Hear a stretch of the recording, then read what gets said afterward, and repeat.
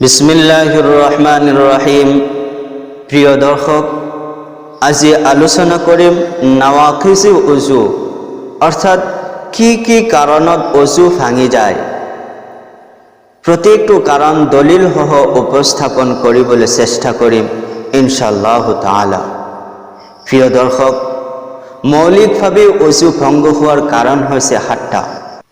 ১ number, পেচাব পায়খানাৰ ৰাস্তাৰে কোনো বস্তু ওলোৱা, যেনে পেচাব পায়খানা, বায়ু, পোকা ইত্যাদি। আল্লাহ তাআলাই কৈছে, আও জাআ আহাদুম মিনকুম মিনাল গায়িত, অথবা তোমালোকৰ কোনোবা মলমূত্ৰ ত্যাগ কৰি আহে, তেন্তে নামাজ পঢ়িবলৈ পবিত্ৰতা অৰ্জন কৰি লোৱা। সূৰা মাইদা। عن ابن عباس رضي الله تعالى عنه أن رسول الله صلى الله عليه وسلم قال الوضوء مما خرج وليس مما دخل। হযরত আব্বাস রাদিয়াল্লাহু তাআলা আনহুর বর্ণিত, নিশ্চয় রাসূলুল্লাহ সাল্লাল্লাহু আলাইহি সাল্লামে ইরশাদ করেছে, শরীৰৰ পৰা যিবোৰ বস্তু ওলাই যায় তাৰ দ্বাৰা ওযু ভাঙি যায়। শৰীৰত কোনো বস্তু প্ৰৱেশৰ দ্বাৰা ওযু নেভাঙে। عن عطاء بن أبي رباح أنه قال في الذي يتوضأ فيخرج الدود من دبره قال عليه الوضوء وكذلك قال الحسن وجماعة। হযরত আত্তা বিন আবি রাবাহ রাহমাতুল্লাহ আলাইহির বর্ণিত, তেখেতে কৈছে, যেতিয়া কোনো ব্যক্তি ওযু কৰে তাৰ পিছত তাৰ পিছফালৰ ৰাস্তাৰে পোকা ইত্যাদি ওলাই যায়, তেন্তে তাৰ ওপৰত পুনৰাই ওযু কৰা জৰুৰী। আৰু এই কথাটো হযরত হাসান বসরি রাহমাতুল্লাহ আলাইহি আৰু মুহাদ্দিস সকলৰ এটা জামাতেও উল্লেখ কৰিছে। ক্বালা আতা তাওয়াজা মিন কুল্লি হাদাসিন মিনাল বাউল ওয়াল খালা ওয়াল ফুসা ওয়াল যুরাত ওয়া মিন কুল্লি হাদাসিন ইয়াখরুজু মিনাল ইনসান। হযরত আতা রাহমাতুল্লাহ আলাইহি কৈছে, ওযু কৰক প্ৰতিটো সদস্যৰ কাৰণে, যেনে পেচাব, পায়খানা, বায়ু ওলোৱা, আৰু বায়ু ওলাওতে শব্দ হওক বা শব্দ নহওক, অৰ্থাৎ প্ৰত্যেকটো বস্তু যিটো নেকি মানুহৰ শৰীৰৰ পৰা ওলায়। ২ নম্বৰ কাৰণ, তেজ, পুজ বা পানী ওলাই বৈ যোৱা, ইয়াৰ দ্বাৰা ওযু ভাঙি যায়। আন্না আব্দুল্লাহ ইবনে উমৰ কানা ইযা রাফা ইনসারাফা ফাতাওয়াজ্জা। যেতিয়া হযরত আব্দুল্লাহ বিন উমর রাদিয়াল্লাহু তাআলা আনহুৰ নাকেৰে তেজ বৈছিল, তেতিয়া তেওঁ উভতি গৈ ওযু কৰি লৈছিল। আন্না আব্দুল্লাহ ইবনে উমৰ আন্নাহু কানা ইফতির রাজুল ইযা রাফা ফিস সালাহ আও জারাহু কাইউন আও ওয়াজাদা মাজিয়ান আয়ানসারিফা ফায়াতাওয়াজ্জা।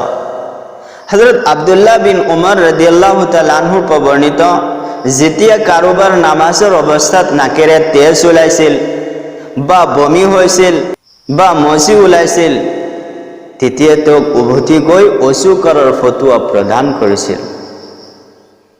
আনিল হাসানি আন্নাহু কানা লা ইয়াৰাল উযুআ মিনাদ দামি ইল্লা মা কানা সাইলান। হযরত হাসান বসরি রাহমাতুল্লাহ আলাইহি বর্ণিত, তেখেতে প্ৰবাহমান পৰিমাণ তেজ ওলালে ওযু কৰা জৰুৰী বুলি গণ্য কৰিছিল। ৩ নম্বৰ, মুখ ভৰ্তি বমি কৰা। আন আয়েশা রাদিয়াল্লাহু তাআলা আনহা قالت قال رسول الله صلى الله عليه وسلم من أصابه قيء أو رعاف أو قلس أو مزي فلينصرف فليتوضأ। হযরত আয়েশা সিদ্দিকা রাদিয়াল্লাহু তাআলা আনহা বর্ণিত, তেখেতে কৈছে, রাসূলুল্লাহ সাল্লাল্লাহু আলাইহি সাল্লাম ইরশাদ কৰিছে, যেতিয়া কোনো লোকৰ বমি হয় অথবা নাকেৰে তেজ বৈ যায় বা মজি ওলায়, তেন্তে উভতি গৈ ওযু কৰি ল'বা।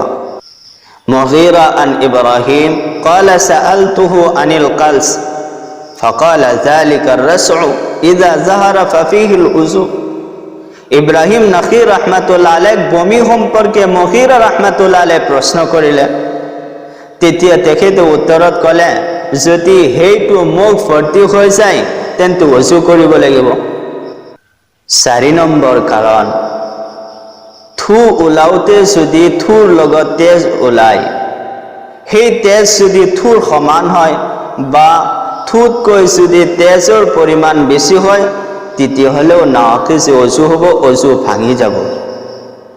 আনিল হাসানি ফি রাসুলিন বাসাকা ফারাআ ফি বুসাকিহি দামান আন্নাহু লাম ইয়ারা যালিকা শাইআন হাত্তা ইয়াকুনা দামান খালিজা ইয়ানি ফিল বুসাক। হযরত হাসান বসরি রাহমাতুল্লাহ আলাইহি কৈছে, যেতিয়া কোনো লোকে তাৰ থুৰ লগত তেজ দেখিলে তেতিয়া থুৰ লগত তেজ বেছি নহ'লে তাৰ ওপৰত অজু কৰা জৰুৰী নহয়।